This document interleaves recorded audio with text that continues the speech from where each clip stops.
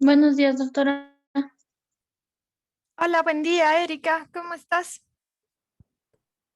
Buen día, doctor. Buen día, Damario. Buenos días, doctora. Hola, Erika. Ay, chicos, tengo dolor. Ya, ya se van Buen día. uniendo. Hola, Daina. ¿Qué les Buenos quiero días. decir? Bien, vamos a comenzar, muchachos. ¿Qué les parece? Así terminamos rápido. No se olviden, por favor, poner en el chat sus nombres completos y matrículas para considerar su asistencia. Los invito también a habilitar sus cámaras para que podamos interactuar, así como Taina. Mm, como siempre, me gusta preguntarles si lograron ver el video para saber si están preparados. ¿Qué me cuenta? Rodrigo parece que no. Erika, más o menos. Tampoco, doctora. Pucha, ¿qué dicen los demás? Bien. Como no nos da tiempo para hacer la tarea y toda la clase, saben que vamos a ver lo más importante, ¿verdad? Espero que puedan apoyar esto que vamos a hablar con el libro o con el video después para dar su examen. Esta clase es mucho más simple que la clase anterior, es más bonita también. Nos habla de la demografía. Entonces, ¿qué vamos a decir de la demografía? Es una ciencia que estudia la población. ¿Quién me puede decir qué es una población?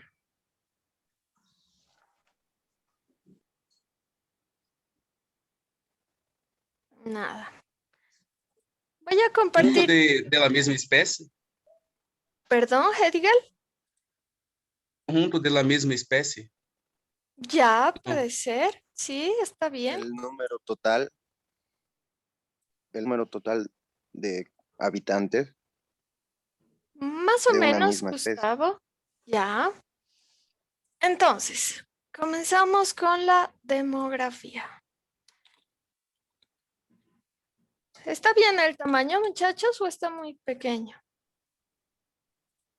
Está bien, doctora. Está bien. Bueno, doctor. Perfecto. Entonces, la demografía, como hemos dicho, va a ser el estudio de la población. Esto es importante, ¿por qué? Porque una población y una sociedad son dos cosas diferentes. Más adelante en Medicina Social 2 vamos a hablar de sociedades, pero por ahora nos estamos concentrando en la población.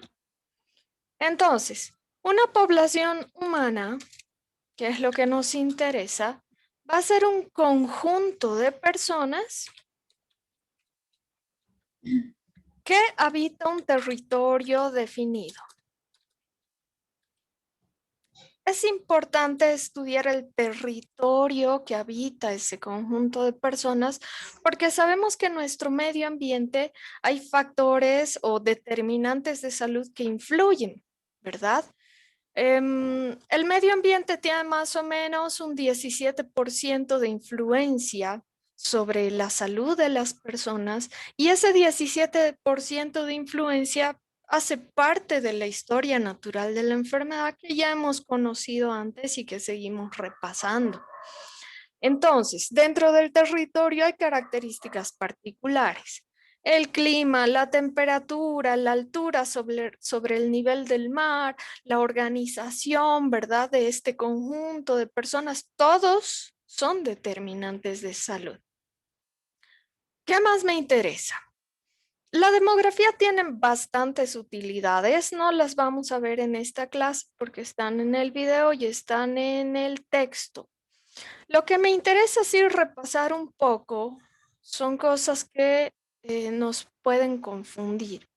Entonces, ¿de dónde voy a obtener esta información sobre la población?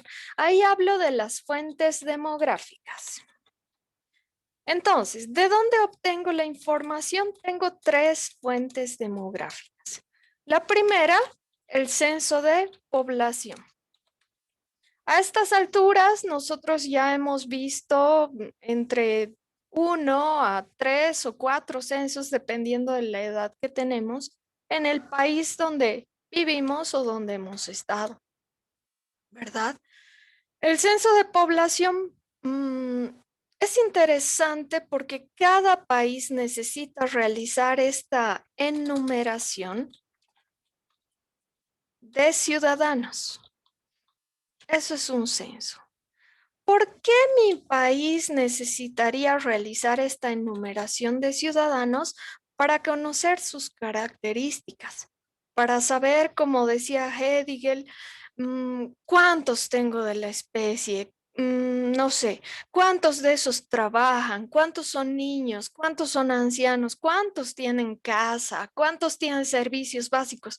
Entonces, si ustedes recuerdan, los censos de población nos preguntan todo tipo de detalles, todo tipo de detalles, desde quién soy hasta mis ingresos, mi estado educativo, dónde trabajo. ¿Cuál es la finalidad de este censo?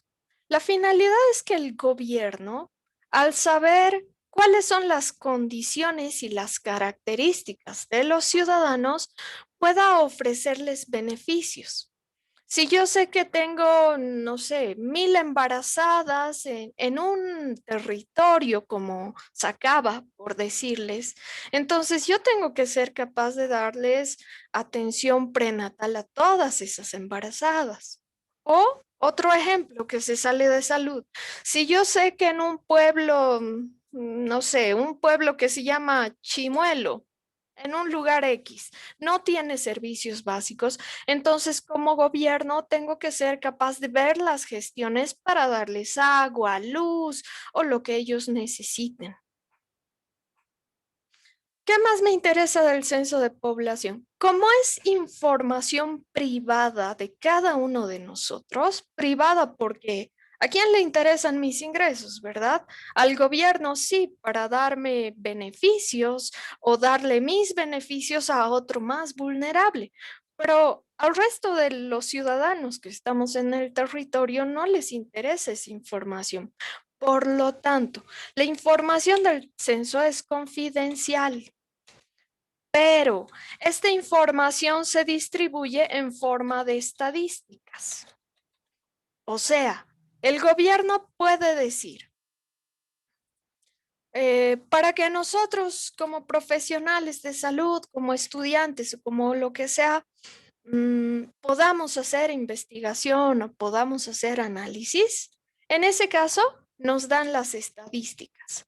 Pero el gobierno no va a decir, Barini Amelgar tiene o vive en estas condiciones. No puede, porque la información, como hemos dicho, es confidencial. ¿Qué otra fuente demográfica tenemos? Tenemos el padrón de población. ¿Qué sucede con el padrón de población? Me habla sobre la calidad de los ciudadanos. ¿A qué me refiero con calidad de ciudadanos? El padrón de población va a ser capaz de decirme quiénes son ciudadanos residentes y quiénes son ciudadanos transeúntes. El padrón de población sí es una información pública. Cualquiera puede saber de nosotros la calidad que tenemos, cualquiera, porque es una información básica, ¿verdad? Ahora, ¿cómo diferencio a los ciudadanos residentes de los transeúntes? Me interesan los ciudadanos residentes porque ellos necesitan servicios que el gobierno vaya a darles, debido a que viven, se desarrollan en ese territorio que nosotros estamos estudiando. Ejemplo, yo como ciudadano residente, por supuesto, tengo derecho a salud, tengo derecho a educación, tengo derecho a ciertos beneficios que el gobierno vaya a ofrecer. ¿Qué pasa con los ciudadanos transeúntes? Como no se desarrollan en este territorio, pues el gobierno no puede considerar a los transeúntes para repartir todos esos recursos, porque los transeúntes, como dice su nombre, solo están de paso. Entonces, ¿quién sería un ciudadano transeúnte? Podría ser una persona que viene a Bolivia a conocer, a hacer turismo. Podría ser una persona que viene a Bolivia, pero para llegar a otro territorio o ir a otro país y solo esté de paso. Podrían ser visitantes de ustedes como estudiantes de medicina, que cuando estamos en la presencialidad y cuando volvamos a la presencialidad, ustedes se quedan acá, pero sus familiares vienen a visitarlos, ¿verdad? Entonces, esos son ciudadanos transeúntes. Como solo están de paso, nuevamente, el gobierno no puede prever beneficios para estas personas porque no sabemos en realidad cuántos van a estar de paso, cuánto tiempo, ¿verdad? Sin embargo, para los residentes sí tenemos que darles todos los beneficios porque es un derecho humano. ¿Qué otra cosa, qué otra fuente demográfica tenemos? O sea, no sé si ha aclarado bien esto. Una fuente demográfica es un lugar o una herramienta que yo tengo para obtener información de todos esos ciudadanos. Esa es una fuente demográfica. Entonces, ¿de dónde voy a obtener información? Del censo, del padrón de población y también de los hechos vitales. ¿Qué son estos hechos vitales? Van a ser los cambios en la población. ¿Qué tipo de cambios podría tener una población? Cambios en natalidad, en mortalidad, en migración. Incluso podría tener cambios en morbilidad, o sea, la cantidad de enfermos que tengo en el territorio.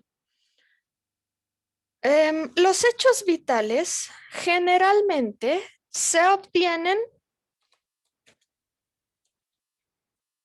del registro civil. Generalmente. Entonces, en el registro civil, cuando nace mi hijo, yo voy a anotarlo, ¿verdad? A decir, bueno, este es mi hijo, yo soy su madre, X es su padre, y mi hijo se va a llamar Juanito. ¿Qué va a hacer el registro civil? Al anotar a mi hijo, pues ya lo identifica como un ciudadano de este territorio y como lo identifica como un ciudadano, pues el gobierno tiene toda la obligación de darles los beneficios que tenemos el resto de los ciudadanos. Pasa lo mismo cuando uno de nuestros familiares muere. Para enterrarlo, para cremarlo, para, no sé, transportarlo a otro territorio, yo tengo que ir a decirle al registro civil que esta persona ha dejado de existir, para que ellos me den permiso de hacer lo que yo necesite hacer con ese familiar. Y con la migración sucede algo similar. Aunque los hechos vitales no siempre, o sea, la mayoría de los hechos vitales nuevamente se registran en el registro civil, valga la redundancia, pero también podemos obtener estos hechos vitales de hospitales y de clínicas. Porque en los hospitales y en las clínicas tenemos información también sobre natalidad, sobre mortalidad y además tenemos información sobre morbilidad. Al gobierno le interesa saber cuántos enfermos tenemos, cuántas personas están muriendo de X enfermedades o de X eventos de salud para que el gobierno pueda ofrecernos servicios y atenciones que intenten frenar esta morbilidad. No sé si tienen alguna consulta hasta acá, muchachos.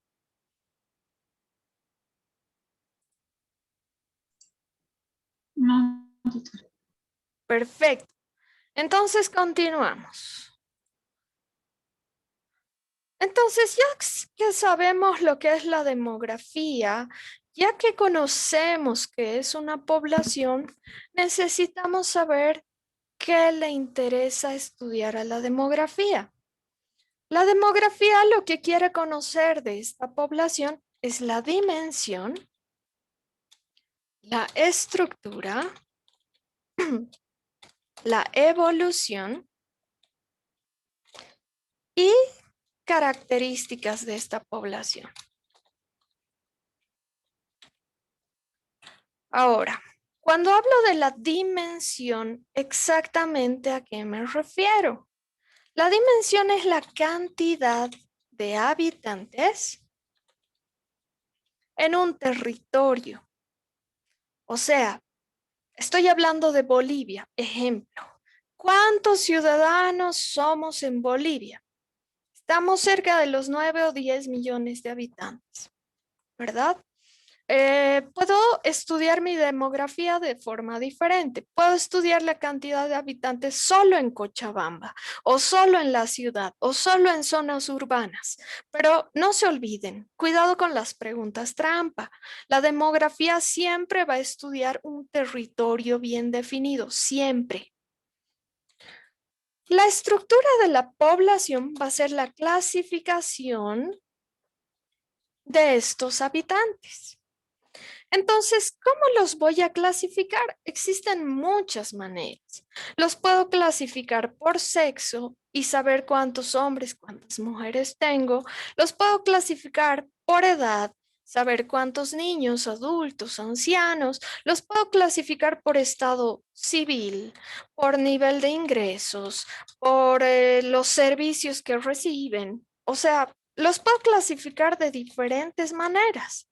Todo todo va a depender de qué es lo que yo quiero conocer de esa población para saber cómo voy a dirigir mis estrategias. Estrategias de salud, estrategias educativas o estrategias del gobierno.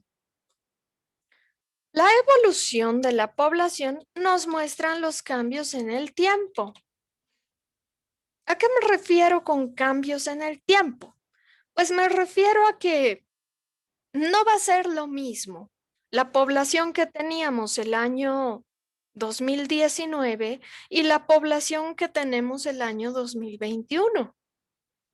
En todo este tiempo, que si bien es un año, 2 años, tal vez 1 año y medio, pues han nacido muchos niños, han muerto muchos niños, han migrado muchas personas. Esa es la evolución de una población. A través de la evolución yo puedo notar cómo la organización de mi población va cambiando, cómo la misma estructura de la población va cambiando.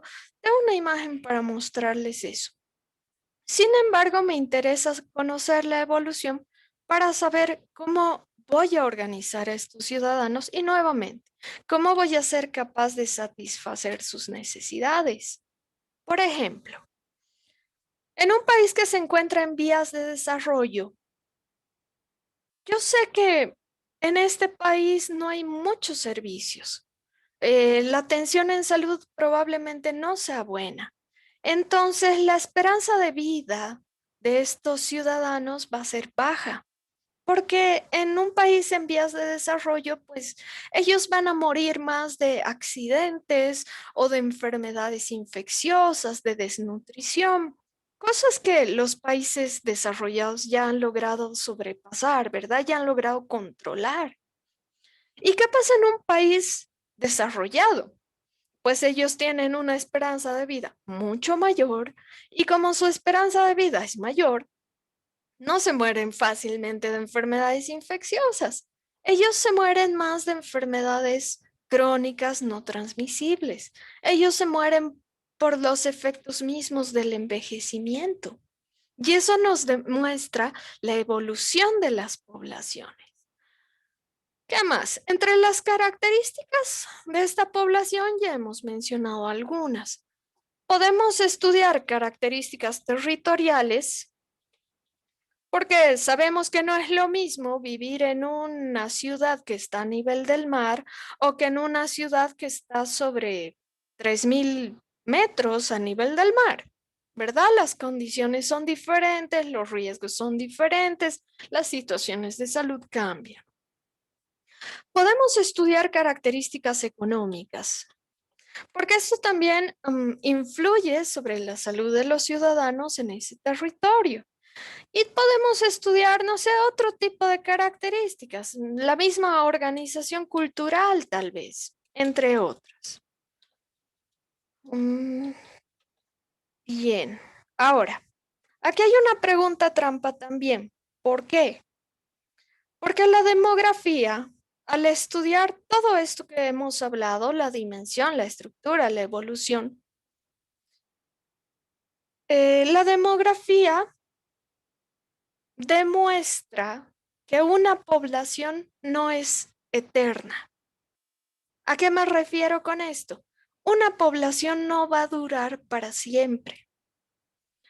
Hemos conocido a través de nuestra historia grandes imperios, el imperio romano, el imperio egipcio, el imperio incaico, que si bien han sido grandes en su momento, poderosos, llenos de sabiduría, muy bien organizados, pero con el paso del tiempo han logrado desaparecer. Entonces, una población no es eterna, debido a que es orgánica, ¿verdad? ¿A qué me refiero con orgánica? Sufre muchos cambios en el tiempo, muchos cambios. Y estos cambios pueden ayudar a que la población se mantenga en el tiempo o que simplemente llegue a desaparecer como esos imperios que hemos mencionado. Bien, ¿quieren sacarle una captura a esto antes de borrarlo? Ya está, doctora. Gracias, Ana Beatriz. Les quiero mostrar otra cosa más aquí. Esta imagen que tenemos acá nos habla de las teorías de la transición demográfica. No sé dónde escribirlo, lo vamos a escribir aquí. Esto es parte de las teorías de transición demográfica. Entonces, como hemos dicho, una población es orgánica y va a sufrir cambios en el tiempo. Entonces, en esta imagen que tenemos en el dossier, podemos entender cómo sufrimos esos cambios a través del tiempo. Como vemos aquí, las teorías de la transición demográfica nos muestran 4 fases, pero vamos a mencionar una más que es importante conocer. En la primera fase le llamamos etapa pretransicional.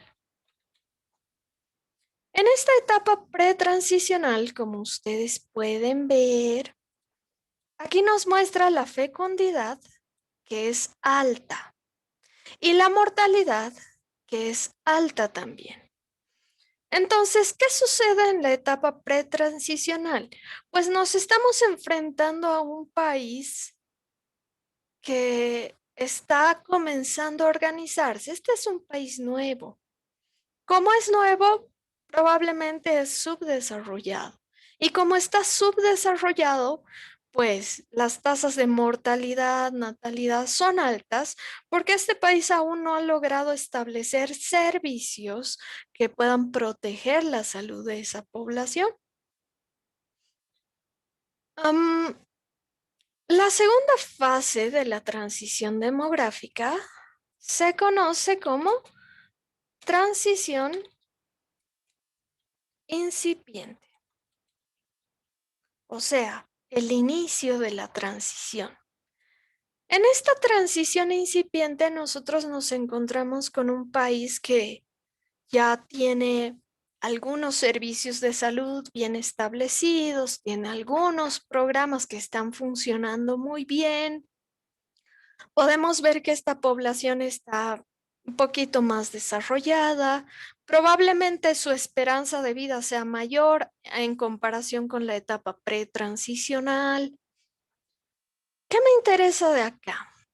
Si ustedes se fijan, podemos ver que la natalidad o la fecundidad sigue alta, ¿verdad? Pero podemos ver la reducción de la mortalidad. O sea, cuando un país comienza a organizarse y comienza a establecer mayores servicios para su población, esta misma población se beneficia de manera que se ve menos enfermedad y menos muerte a consecuencia de esas enfermedades. Probablemente estas personas ya no estén muriendo de enfermedades infecciosas o de problemas de malnutrición o deshidratación. Estén muriendo de otro tipo de cosas como cáncer, como enfermedad cardiovascular, porque tienen una mayor esperanza de vida. Pero, ¿qué pasa con la fecundidad? ¿Por qué la fecundidad se sigue manteniendo alta? Esta es una característica bien importante. Cuando nosotros establecemos programas de salud o servicios para nuestros ciudadanos, el primer indicador que tenemos que nos muestra que están yendo bien nuestros programas es el descenso de la mortalidad. Si mi mortalidad está moderada, estoy avanzando, pero la fecundidad no baja tan rápido porque depende de factores culturales. ¿A qué me refiero con esto? Ejemplo, en Bolivia. Lastimosamente ustedes no han tenido la oportunidad de ir a hacer la actividad de educación en salud, lastimosamente. Pero les cuento la experiencia de años anteriores. Alguna vez que fuimos a hacer educación en salud en una escuela, los padres de familia, los profesores, los directivos de la escuela estaban demasiado molestos con nosotros y no permitieron que los estudiantes expliquen sobre educación sexual, debido a que consideran que cuando nosotros les hablamos de educación sexual a los niños y a los adolescentes, es como si los estuviéramos motivando a que ellos inicien su vida sexual. Cosa que no es cierta, ¿verdad? Con la educación sexual está muy demostrado que nosotros podemos evitar embarazos no deseados y podemos evitar infecciones de transmisión sexual, porque los niños a la edad que comiencen ya estarían informados y ya sabrían a qué riesgos se enfrentan y cómo protegerse de esos riesgos. ¿Se dan cuenta? Entonces, culturalmente en Bolivia, todavía la educación sexual es algo mal visto.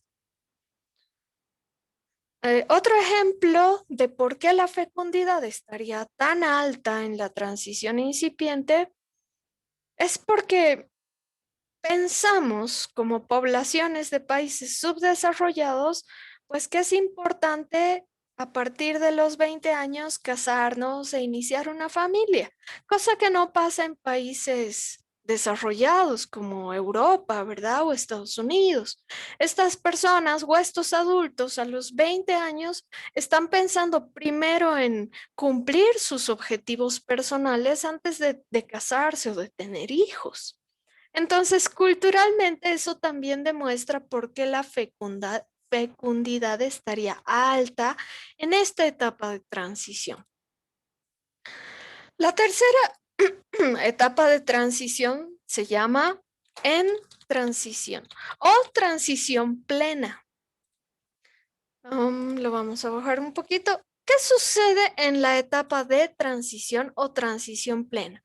Si nosotros podemos ver, en este momento, la fecundidad comienza a convertirse en moderada y la mortalidad se encuentra baja. Podemos ver entonces que todas las estrategias educativas, las estrategias de salud están funcionando. Este país que se encuentra en transición es un país que ya está llegando a ser un país desarrollado. Ya ha logrado organizarse muy bien. Entonces podemos ver en estos países que la esperanza de vida es mucho más alta en comparación con los países que están en las etapas anteriores. Finalmente, la cuarta etapa se llama transición avanzada. ¿Qué sucede en la transición avanzada? Pues nos encontramos con un país que ya está desarrollado. Si nos fijamos en la fecundidad o natalidad, está baja. Ya no está moderada como en la transición. Y la mortalidad está baja también. La esperanza de vida de los ciudadanos que viven en estos países es mucho más alta. Estos ciudadanos ya no se mueren, como decíamos, de infecciones, de deshidratación o de desnutrición. Estos ciudadanos se mueren como consecuencia del envejecimiento en la mayoría de los casos. En la transición avanzada, nosotros vamos a poder encontrarla en países que ya están desarrollados. Países como Estados Unidos, como Canadá, ¿verdad? Donde sus poblaciones gozan de distintos servicios y están protegidos en cuanto a las necesidades que ellos tienen. Pero esto no se acaba aquí, porque recientemente ha salido una teoría que se conoce como segunda transición demográfica. Voy a mover esto un poquito más arriba. ¿Qué sucede con la segunda transición demográfica? Esta teoría se puede ver en los países europeos, porque son poblaciones y civilizaciones demasiado antiguas. Entonces, en los países europeos podemos ver que no tienen la misma forma de pensar y la misma organización que los países americanos, por ejemplo. Entonces, en la segunda transición demográfica, la nupcialidad. ¿Saben qué significa nupcialidad? Matrimonios. Excelente, Ixien. La nupcialidad es casi nula. En estos países, estas personas tienen muy poca tasa de matrimonio, muy poca. Y lo que vemos más frecuentemente son concubinatos o uniones libres. Parejas estables, sí, pero en unión libre, sin matrimonio. En esta segunda transición demográfica también vemos la postergación del primer hijo.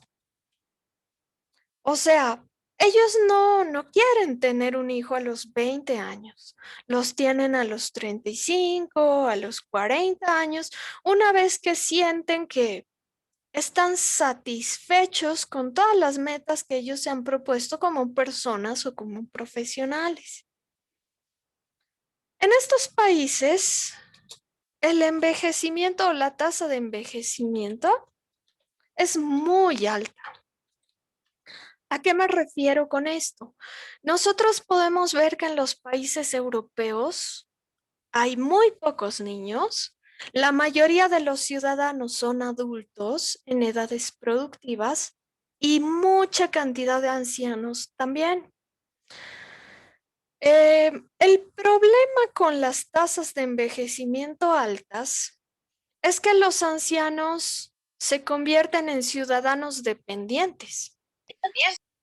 O sea, necesitan que los adultos en edades productivas, a través de los impuestos, puedan destinar recursos al gobierno y que el gobierno distribuya estos recursos en los servicios para toda la población.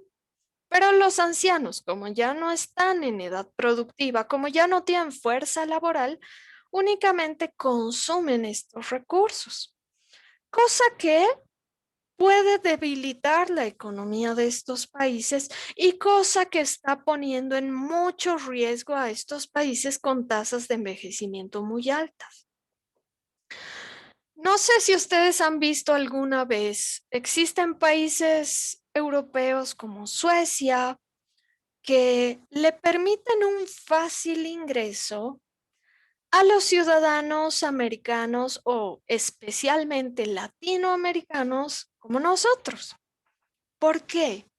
Porque todavía nosotros tenemos en nuestra cultura, en nuestra mente, esa formación de que yo llego a mi edad adulta y yo puedo tener mi familia, tengo puedo tener mis hijos y no tengo un hijo, ¿verdad? Tengo como 3 hijos mínimo, ¿verdad? Entonces, ¿qué hacen estos países europeos? Permiten fácil ingreso a ciudadanos latinoamericanos siempre y cuando nosotros nos comprometamos a vivir en el territorio, a trabajar en el territorio y a tener nuestros hijos en ese territorio. Todo con el objetivo de ¿qué? De rejuvenecer a esa población, de tener una mayor cantidad de niños que de aquí a 15 o 20 años sean adultos productivos para ese territorio. ¿Alguna consulta hasta acá? No. ¿Quisieran sacarle captura a esto antes que lo cambie?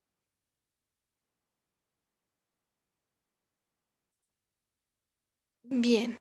Nos vamos a apoyar ahora en las diapositivas porque ahí hay imágenes que necesito que ustedes vean para explicarles mejor. Aquí. Bueno, antes de esto, voy a compartir antes de eso mi pizarra porque me había olvidado hablarles de algo. Bien, la demografía para su estudio se divide en 2 tipos de demografía. Por un lado tenemos la demografía estática y por otro lado tenemos la demografía dinámica. Sus mismos nombres nos dicen, ¿verdad? Si yo me refiero a la demografía estática, si hablo de algo estático, ¿en qué pienso? Parado. Algo que está determinado del momento, de la situación actual. Excelente. Entonces me refiero a algo que está detenido en un momento. Detenido en un momento. La demografía estática estudia a la población como si le sacáramos una foto. Eso es lo que hace.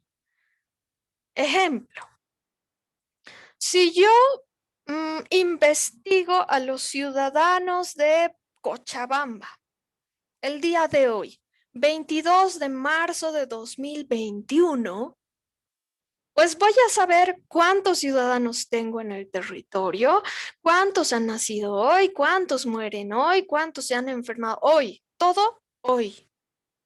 Pero la situación de hoy va a ser diferente a la situación de mañana. O va a ser diferente si la comparamos a la situación del 2020 o del 2000 o de 1900 tantos, ¿verdad? Entonces, la demografía estática nos muestra cómo estaba la población en un momento del tiempo bien definido. Si yo quiero, puedo estudiar un día, una semana, un mes, un año, 10 años. Me interesa. Yo quiero saber cómo se encontraban en ese momento.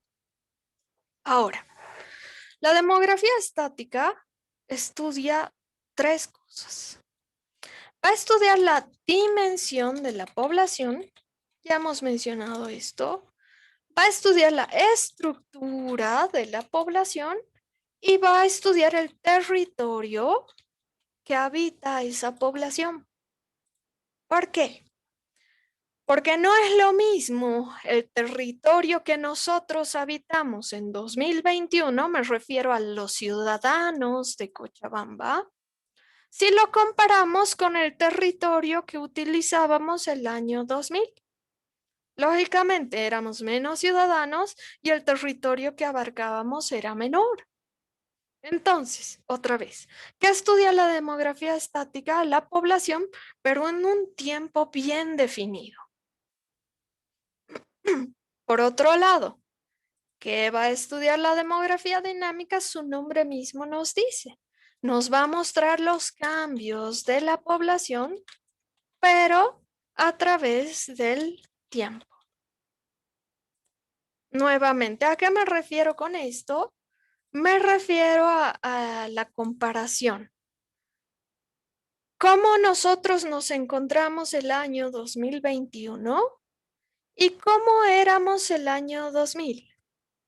ha aumentado la esperanza de vida, tenemos más servicios, ha disminuido la natalidad, hemos controlado la mortalidad. A eso se refiere la demografía dinámica, eso es lo que se concentra. Bien, entonces voy a cambiar otra vez a las diapositivas para mostrarles una cosa. Aquí. La demografía estática se estudia con dos herramientas. Una de esas herramientas son las tablas demográficas, que son simples cuadros que contienen números con los ciudadanos. Solo contienen números. Entonces yo puedo ver niños de 0 a 4 años, el total, puedo saber cuántos hombres, cuántas mujeres. Puedo saber niños de 5 a 9, el total, hombres, mujeres, Esas son tablas, cuadros con números únicamente. Me interesa en la clase de hoy aprovechar para hablarles un poquito de las pirámides. Como ustedes pueden notar, tenemos 4 tipos de pirámides diferentes. La pirámide progresiva. Esta pirámide que tenemos, qué horror. La pirámide progresiva, esta pirámide que tenemos acá, que si se fijan tiene forma triangular, como las pirámides de Egipto. Entonces, datos importantes. Primer dato importante, cuando yo voy a construir una pirámide, los hombres siempre van al lado izquierdo, siempre. Es una norma internacional. Y las mujeres siempre van a ir al lado derecho, siempre. Si se fijan, a ver, una flechita bonita aquí. Si se fijan, amarilla no se nota, ¿no? Aquí en la base tengo la cantidad de ciudadanos. Aquí nos muestra población en millones, 1 millón, 2 millones, 3, 4, 5 millones y lo mismo al otro lado. Todas las pirámides nos muestran lo mismo. Pero aquí en el eje vertical, ¿se fijan? Tengo números de 0 a 4, 5 a 9, 10 a 14. Estos del eje vertical son grupos etarios, grupos de edad. Entonces, ¿qué interpreto yo en esta pirámide? Pues lo que puedo interpretar de la población de 5 a 4 años en las mujeres es de unos 5.100.000 tal vez. Puedo calcular. Pero en la población de hombrecitos de 0 a 4 años es de 5 millones, parece 500.000 porque está entre el 5 y el 6. ¿Se dan cuenta? Entonces, puedo ver lo mismo en cada una de estas edades, cómo se encuentran estos ciudadanos. Entonces, primer dato llamativo, primer dato importante tal vez. Si ustedes se fijan, la población joven, la población de 0 a 14 años, que es la población infantil, es muy numerosa. Y la población de ancianos a partir de los 65 años para arriba es poco numerosa. Entonces, ¿qué interpreto yo en esta pirámide? En esta pirámide me doy cuenta que la natalidad, me doy cuenta que la natalidad está muy elevada. Por lo tanto, esta pirámide pertenece a un país que está en vías de desarrollo. No está organizado, recién se está ofreciendo servicios, recién está viendo cómo puede mejorar la salud de la población. Otra cosa, si se fijan a lo largo de la pirámide, la cantidad de ciudadanos disminuye drásticamente. ¿Por qué? Hemos dicho que a los, no sé, de los 0 a 4 años teníamos 5 millones de niñas, pero si nos fijamos en la población de 20 a 24 años, tenemos menos de 4 millones de niñas. O sea, más de alrededor de 1 millón de niñas ha muerto en esos 20 años. ¿Se dan cuenta? Entonces, pregunta para ustedes. ¿Cómo puedo decir que está la natalidad en esa pirámide progresiva? Pues está alta. Está muy alta. ¿Y cómo está Alta. la mortalidad en esa pirámide progresiva? También. Muy bien, la mortalidad está alta también. Esta población que yo tengo, le vamos a poner otro color, entre los 60 y los 20 o 15 años, dependiendo del país. Que digamos así, esta población que yo tengo en medio es mi población productiva. Entonces, ¿qué puedo decir de mi población productiva que se reduce a través del tiempo? Puedo decir que en esta pirámide poblacional, la población es dependiente. ¿Por qué sería dependiente? Porque la mayoría son niños y adolescentes, y sabemos que esos niños y adolescentes necesitan de adultos que puedan satisfacer sus necesidades. Entonces, esto es un dato alarmante porque para los países que se encuentran con esta pirámide progresiva, nos demuestra que ellos tienen pocas posibilidades de poder progresar debido a que siguen siendo muchos niños. Bien, ¿qué pasa en la pirámide estacionaria? Esta segunda pirámide estacionaria pertenece a un país que se encuentra en transición. Puede ser una transición incipiente o una transición plena, pero ¿qué vemos? Si vemos los bordes de la pirámide, se mantienen rectos, lo que me demuestra que la población no está muriendo. Si yo analizo, sé que han nacido 8 millones de niñas, bueno, tal vez poco más de 9 millones de niñas. Tengo 9 millones de niñas de 0 a 4 años, pero a los 35 años tengo 9 millones de mujeres. Entonces vemos que esta población no tiene una alta mortalidad, tiene una mortalidad moderada. Se mantienen estables, se mantienen equilibrados. ¿Cómo puedo decir que estaría entonces la natalidad de estos ciudadanos?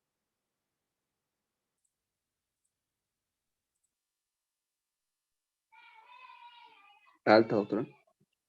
No. Moderado, doctor. Moderada también. Excelente. Entonces, tengo una natalidad moderada, tengo una mortalidad moderada, ¿verdad? Recién puedo ver que comienza a disminuir la población a partir de los 50, pero no es una reducción tan drástica como lo que veíamos en la pirámide progresiva. ¿Cómo puedo decir que está mi población en edades productivas? A ver, lo vamos a pintar de rojo. ¿Qué ven ustedes en la población en edades productivas?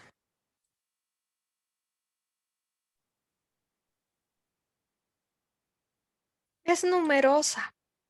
Si comparo esta población con los ancianos y con los niños, mi población productiva es numerosa.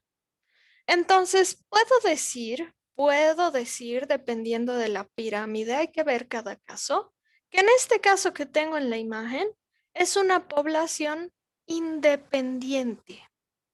¿Por qué sería independiente? Porque la mayoría son adultos con fuerza laboral en edad productiva. La tercera pirámide que tenemos aquí se llama pirámide decreciente. Entonces, ustedes se fijan la natalidad. En millones tengo 2 millones de niñas que han nacido este año, digamos. ¿Cómo puedo o qué puedo decir de la natalidad de esta población? Que es baja. Muy bien, Joan. Entonces, si comparamos la natalidad de esta con las otras, la natalidad es baja. Se fijan, mi población adulta, anciana, no hay muchos cambios como lo que teníamos en la población, en la pirámide progresiva. Entonces, ¿qué podría decir de la mortalidad? Que ha disminuido. Muy bien. Entonces, en este caso, mi mortalidad es baja también, ¿verdad? Tengo personas con una alta esperanza de vida.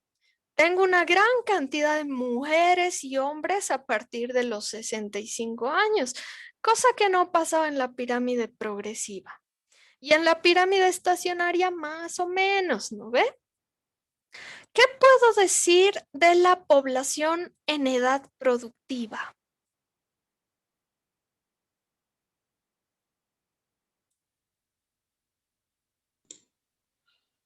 Que es alta. Muy bien, Población es numerosa también. excelente. Entonces, la población en edad productiva es muy numerosa, lo que quiere decir que mi población es independiente. Tengo claridad de que la población es independiente. Ya no tengo dudas como en la estacionaria. Aquí tengo seguridad. Doctora, Dime. ¿puede explicarme por qué de la primera pirámide la población es dependiente? Porque no me ha aclarado muy bien eso. Claro que sí. Antes de seguir explicando, ¿quieren sacarle una captura a esto que está pintado, muchachos? Lo voy a borrar. En 3, 2, 1. Bien. ¿Por qué decimos que la población de la pirámide progresiva es dependiente? Nuevamente, porque la cantidad de niños es muy numerosa. Por eso digo que es dependiente. Y como es tan numerosa, estos niños y los ancianos, no se olviden, niños y ancianos necesitan de los adultos para poder satisfacer sus necesidades. ¿Resolví tu duda? Sí, ahora sí, gracias. Perfecto. Ahora, chicos, para que no se olvide, pirámide progresiva, forma triangular. Pirámide estacionaria, forma de campana. Está un poco deforme, pero más o menos. Pirámide decreciente, forma de bulbo. ¿Cómo son los bulbos? Son gorditos en medio. Eso les va a ayudar a resolver las preguntas trampa y los exámenes y acordarse de aquí hasta el fin del mundo, siempre y cuando recuerden esta clase. ¿Qué más les quiero decir? ¿Qué pasa con la pirámide mixta? A ver, vamos a hacer un juego que hemos hecho con los muchachos de práctica. Sí, ay, caramba, me equivoqué. Si yo les muestro esta pirámide, solamente esa mitad de la pirámide, ¿a cuál de las pirámides anteriores que hemos visto se parece? Descendiente, doctora. Eso, pirámide decreciente. Ahora, si yo les muestro la otra mitad, la mitad de las mujeres, ¿a cuál de las pirámides se parece más? Progresivo. Progresiva, ¿verdad? Una pirámide mixta, como ustedes acaban de ver, tiene las dos mitades diferentes. Muchos estudiantes en los exámenes teóricos y prácticos creen que esto es una pirámide mixta, porque si se fijan tiene entradas, tiene salidas y es irregular, ¿verdad? Error. Una pirámide mixta tiene las dos mitades diferentes. ¿Qué quiere decir? Una pirámide mixta es asimétrica. Entonces, esta pirámide mixta nos ayuda a entender algo. Las pirámides, voy a tapar una de estas pirámides. ¿Qué les parece? Sí, aquí en medio, vamos a escribir en medio. Todas las pirámides tienen procesos de entrada y procesos de salida. ¿Entrada y salida de qué? Habitantes. Entonces, ¿cuáles serían mis procesos de entrada de habitantes? Pues obviamente la natalidad y también tengo la inmigración. La inmigración sabemos que es el movimiento de personas ajenas al territorio hacia el interior del territorio. ¿Cuáles serían los procesos de salida?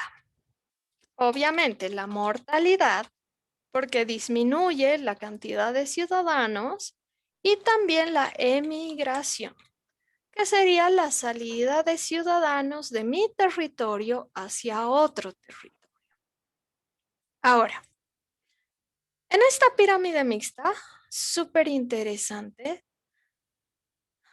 se fijan esta cantidad de ciudadanos, hombres en edades productivas, es bien llamativa. Nosotros tenemos que ver, voy a borrar los procesos de entrada y salida, ¿ya chicos? Nosotros tenemos que ver a quién pertenece esa pirámide. Bueno, en la imagen no nos dice, pero este tipo de pirámides pertenecen a los Emiratos Árabes. ¿Cuál es la característica de los Emiratos Árabes? Pues que son países que tienen mucho petróleo y tienen muchas riquezas y lujos. Si ustedes ven en fotografías, tienen hoteles súper lujosos, tienen autos deportivos bañados en oro, ¿verdad? Tienen todo tipo de lujos que nosotros no podríamos imaginar. Entonces, ¿esto qué me quiere decir? Que yo tengo que conocer las características del territorio que estoy estudiando para saber a qué se deben estos procesos de entrada y salida. En el caso del ejemplo que tenemos aquí con la pirámide mixta, yo sé que estos hombres en edades productivas son personas que han inmigrado a ese territorio para producir riquezas. Yo lo sé porque conozco las características del país. Van a haber otros casos en los cuales las entradas y las salidas sean consecuencias de guerras. Si ustedes se fijan la pirámide de Alemania, por ejemplo, van a ver una disminución llamativa en un grupo etario de 5 o 10 años de edad. ¿Por qué esta disminución llamativa? Por la misma guerra, ¿verdad? Entonces, no sé si me he explicado. Otro ejemplo, en esta pirámide decreciente, ¿pueden ver? Hay una disminución de habitantes entre los 50 y los 54 años. Tendríamos que saber si este es uno de los territorios que ha vivido la Segunda Guerra Mundial o qué, para saber por qué han disminuido esas personas. Tal vez no ha sido una guerra, tal vez ha sido una epidemia, tal vez ha sido una emigración masiva, ¿verdad? Todos estos datos se ven conociendo las características del territorio que estamos estudiando. Bien, ¿dudas hasta aquí? No. ¿Quieren sacarle captura a esto antes que lo borre? En 3, 2, 1. Ya, muy bien. ¿Qué otra cosa más? A ver, esto. Si se fijan, me gusta esta imagen porque nos muestra los cambios que ha atravesado la pirámide de España. Y aquí podemos ver la evolución de esta población. Entonces, ¿Cómo se encontraba España en el año 2012? Pues lo podemos ver con este color naranja claro, ¿verdad? Podemos ver que la natalidad del 2012 estaba intentando incrementarse. Podemos ver que la mayor cantidad de su población tenía 35 años. ¿Y qué podemos ver para el 2052? Que sería una proyección.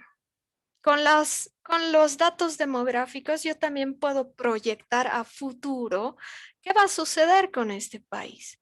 Si este país sigue con la misma pirámide y con las mismas características de mortalidad y de natalidad, pues para el 2052, ¿se fijan? Va a ser una población muy envejecida.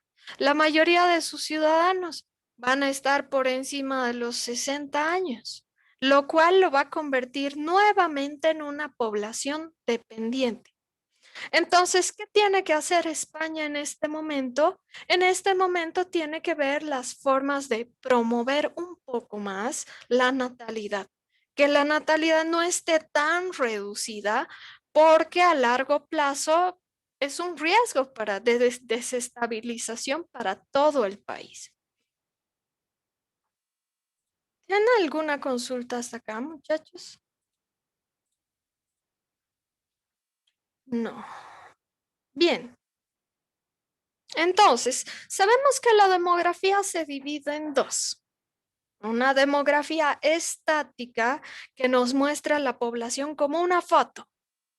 Y por otro lado tenemos la demografía dinámica.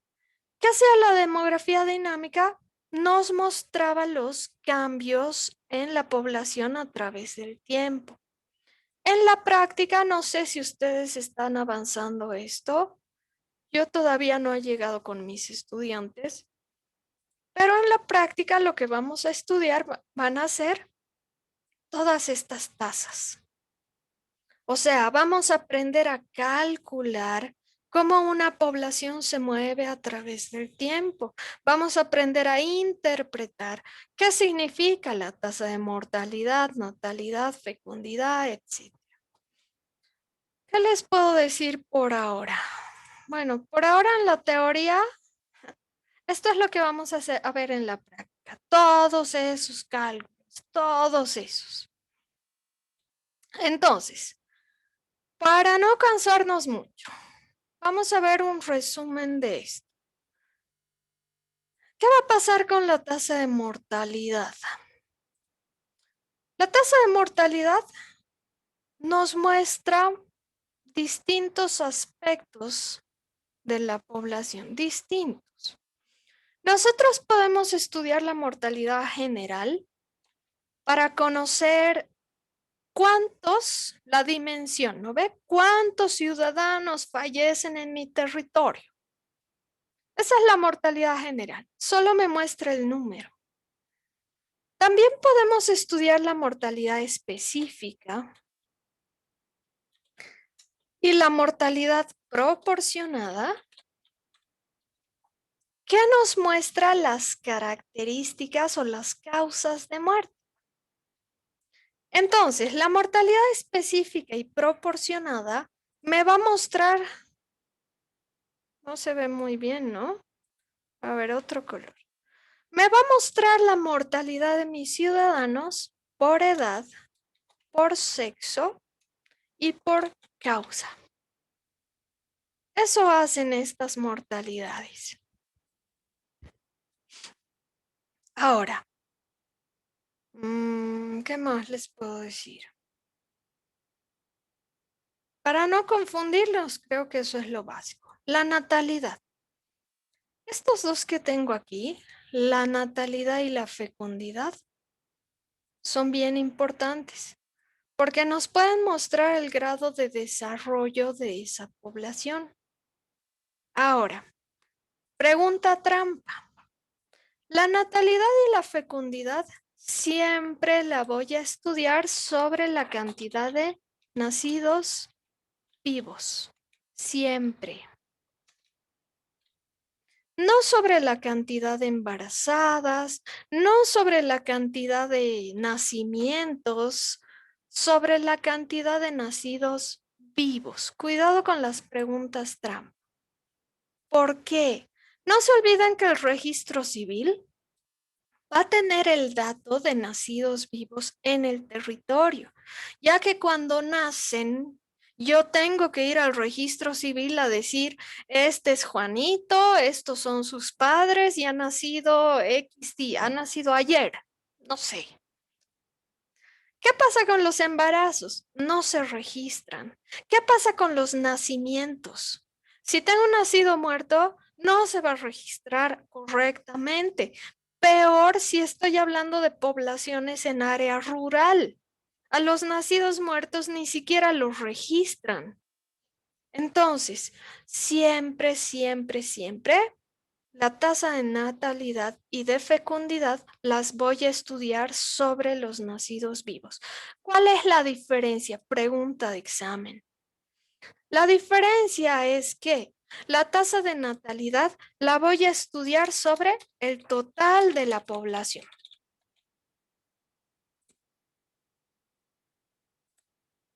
¿Cómo hago esto aquí?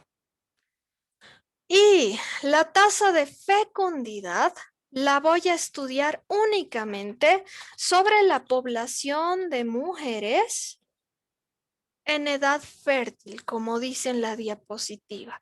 O sea, la población de mujeres que se encuentra entre 15 y 49 años. Esto es norma internacional. Yo puedo decir, pero hay niñas desde los 10 años que ya están en edad fértil, sí. Pero como norma internacional, voy a estudiar entre la población de mujeres de 15 a 49 para poder comparar mi tasa con la de otros países. ¿Qué más? Las tasas de mortalidad infantil por cualquier causa. Mortalidad infantil, mortalidad neonatal, mortalidad postneonatal o lo que sea. También la estudio sobre la población de nacidos vivos, también, siempre. Entonces, cualquier cosa que tenga que ver con la salud materno-infantil, siempre la voy a estudiar sobre los nacidos vivos.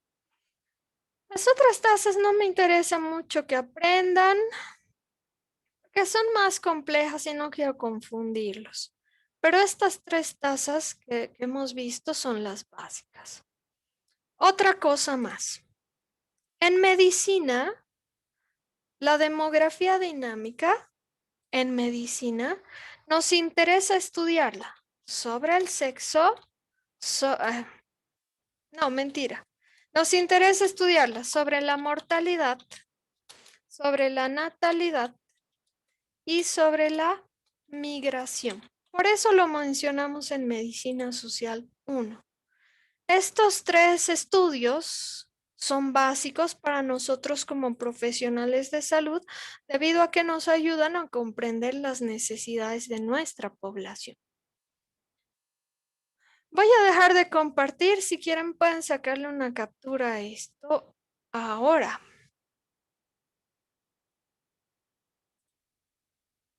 Bien, muchachos. Creo que estamos bien de tiempo, ¿no? Para que hagan la tarea. ¿Tienen alguna consulta? Dime.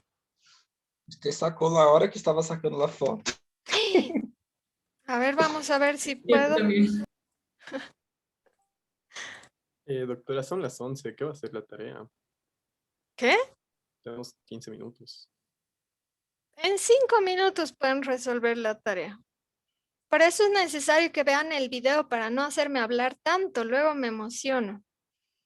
Doctora, ¿Dudas? la tarea no está en plataforma aún, creo. Sí, Igualmente. la voy a hacer visible en este momento. No sé Está si... bien. Sí, gracias, John. No sé si tienen consultas antes de despedirnos.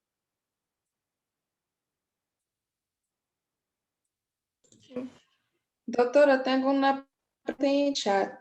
Es porque cuando he ingresado me olvidé de poner el nombre en la hora que ingresé y he puesto después, créeme que unos 20 minutos. ¿Hay algún problema por eso? Te va a identificar como retraso. pero yo me acuerdo que hemos hablado temprano, Ana Beatriz, entonces ahora voy a tener consideración contigo. Solo te pido que en la siguiente clase tengas un poco más de cuidado. ¿Está bien? Ya, gracias. Muy bien. ¿Alguien más? No. La tarea ya está visible, muchachos. Entonces, si no hay dudas, gracias por venir, por participar. Nos vemos la siguiente clase. Adiós. Chao, Hasta chao. luego. Hasta luego.